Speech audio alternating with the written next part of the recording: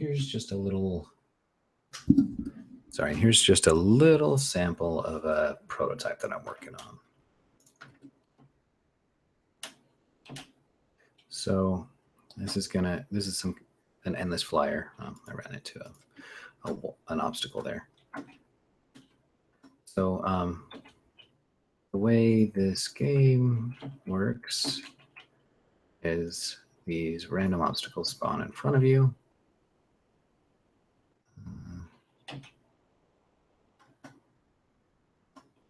Okay. So,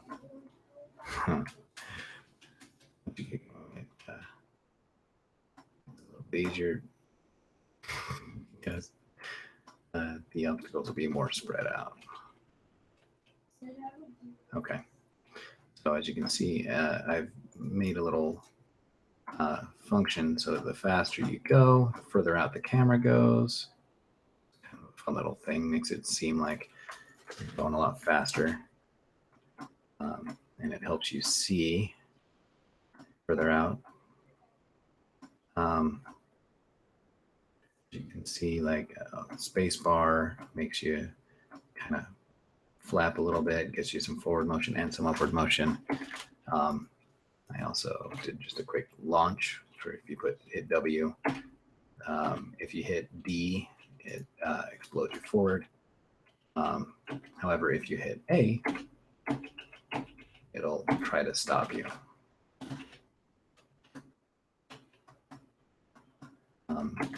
I have to fix it right now, but currently there is no maximum velocity for spacebar. It just keeps adding impulse ad infinitum.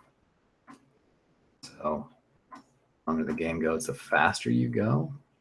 It's kind of fun, kind of terrifying. It gets to the point where got an itty bitty screen there and you can actually see the platforms appearing on the right. Like I ran into something and you couldn't see it because I was so zoomed out. Anyway, so all of that is controlled by some very simple blueprints. This is all the character maneuvers. So slow is A, launch up is W, launch right is right. Basically, the launch one, I could do this where it's basically just stop. Actually, I think that's what I'll do. So when you hit A, there'll be a countdown for this in the future, but when you hit A, it will just stop you right in place. Then there's launch up, which basically just, it overrides Z, which is the vertical axis, and adds a little bit of forward velocity and and a lot of vertical velocity. The launch right adds a lot of horizontal velocity and a little bit of vertical velocity. Really, this is just a cube and a camera. It's the main character. And it's being controlled by, here's the flap. So every second, if is pressing space is true. And I'm doing it this way so that I can kind of have a persistent impulse added. And we can, we get the capsule component, get the velocity, check it, and make sure that it's less, if it's greater than 500, then it will stop adding impulse, hypothetically. For some reason, I haven't gotten that to work quite right yet. I'll get to that. I'll fix that later. So over here, we've got the rotate with velocity function. That's what makes it so that when I'm playing, see how the block rotates to kind of look like it's pointing in the direction that it's going. So that's what's happening there. And that is just a simple, it's grabbing the Z velocity, dividing it by 4. That's just an arbitrary number that seemed to look good when it was rotating. Subtracted by 90 because it starts off at a vertical. That's just to rotate it so that, let's say it's going 0Z, it starts horizontal. Then if the Z velocity is, let's say 2400, it should be 240. If it's greater than 240, it'll stop and just leave it at -30 rotation on the Y, which is the pitch. And then if it's less than 240, it will stop at -150, which is really just the numbers that I needed so that it kind of looks like it's going in the right direction when it's going at a full-on vertical up or vertical down speed. So this this one right here says, all right, so we'll take the actual rotation right there. Well, we'll take this number that comes out of this, the Z divided by 4, subtracted 90, and set that as the pitch. And then we'll toss that into the capsule component. And the capsule component, everything's inherited over here. Not inherited, but everything's attached to the capsule component. So when you rotate the capsule component, everything else in here rotates with it, which is why we need to keep resetting the camera to its appropriate rotation. Then everything right here is to zoom out the camera with the speed. So it's kind of simple. You're taking the location, and you're getting the physics velocity of the capsule component. It takes the x velocity. We start off at positive 1,000. So we get the location of the capsule component at 1,000, toss in the velocity, and then that's what gets that nice smooth zooming in and out whenever I push the space bar or stop pressing. I do have to add something so that the camera will never jump with the velocity. It should always sweep. I'm not sure. I don't think that'll do what I need it to do. I need to maybe separate out this function so that it'll always be attempting to get to there, but it doesn't matter whether it's actually getting to this actual number, if that makes any sense. I'll be adding or subtracting a certain amount of distance to the camera depending on these numbers, but it won't actually matter if it's this exact number that this adds up to. I hope that makes sense, and I don't just sound crazy. Okay, so these are the obstacles, just a simple plate, just a cube rearranged to look like a wall. If the player runs into one, you destroy it. Pretty simple. So is going to die. That gets set over here. We'll get there. But it has to be at the front here because I don't want to waste all of this processing if it's going to die. So this is all to check, and it's to grab the capsule component, check the X. If the cube is less than 1,000 units, if X is the X of the cube itself is less than the X of the capsule component minus 1,000. So basically, if it's behind the player's guy by 1,000, then you say, all right, give him a lifespan of 5 seconds,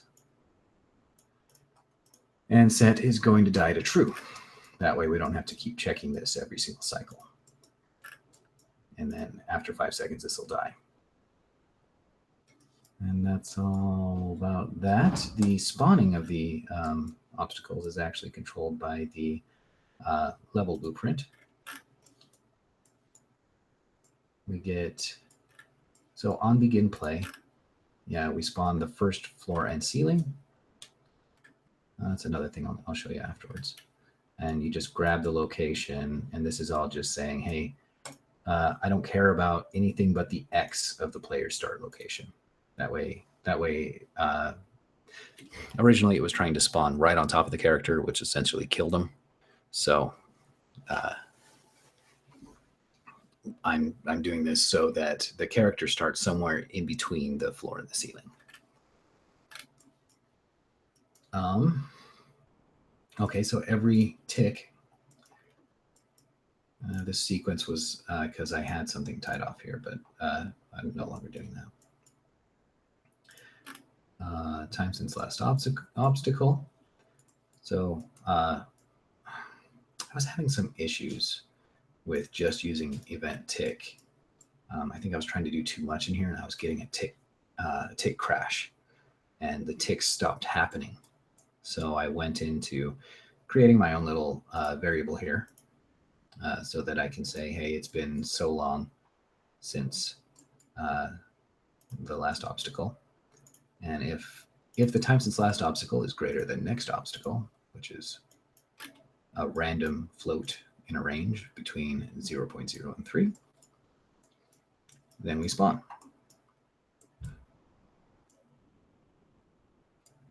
And we set times its last obstacle to 0, which keeps getting added right there.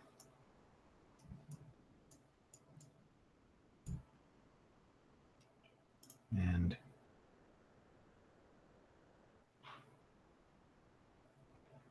then we set the next obstacle to be within that range. Okay, so that's all done. This is the spawning. It basically takes the player's location, adds 1,000, so it's always spawning 1,000 pieces, 1,000 units ahead of the player. And this is somewhere between 0 and 1,000 units on the vertical, just to kind of pick somewhere in between the floor and the ceiling. These numbers are bound to change. Okay, and then we set the scale to 1, 1, and 1, so that no matter what the player's transform is, we don't care. And we don't care what the player's rotation is either. So we just break that and turn it to 0, turn the scales to 1, spawn an actor somewhere in that random place. And finally, there is the floor and ceiling. Where did I put those? Here we go. So floor and ceiling. This is all it is. Ceiling, floor, and halfway through, there's a collision box. This collision box has an event tied to it.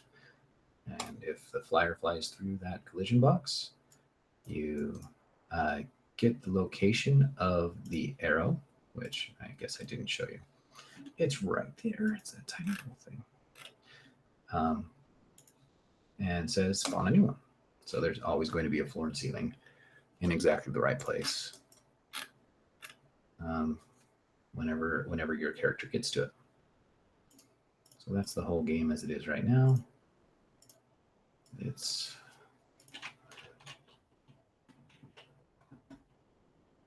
kind of fun.